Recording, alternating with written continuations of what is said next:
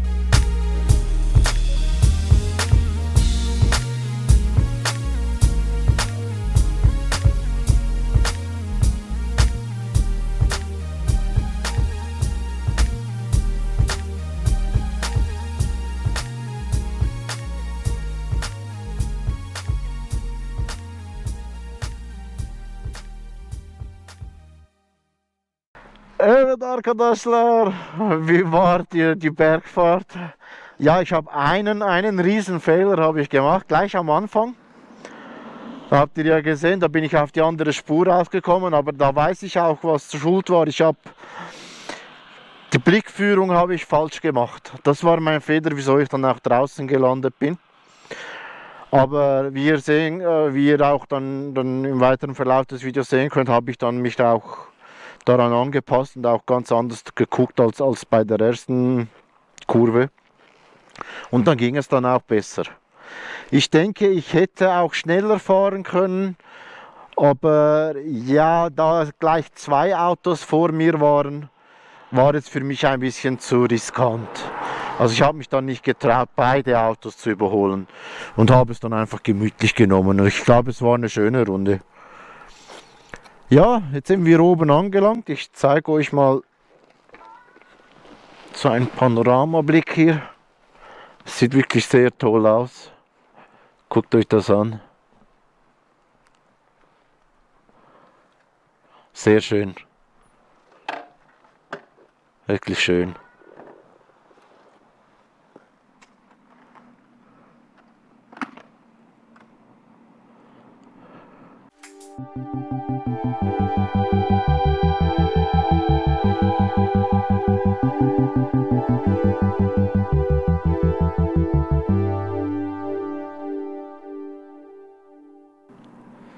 Ja, dann geht es in der nächsten Folge weiter. Ich hoffe, ihr bleibt dran und verpasst die Folgen nicht. Falls ihr sie nicht verpassen wollt, dann abonniert den Kanal und vergesst nicht zu liken. Wir sehen uns im nächsten Video. Güle güle. Leute, winkt mal. Güle güle.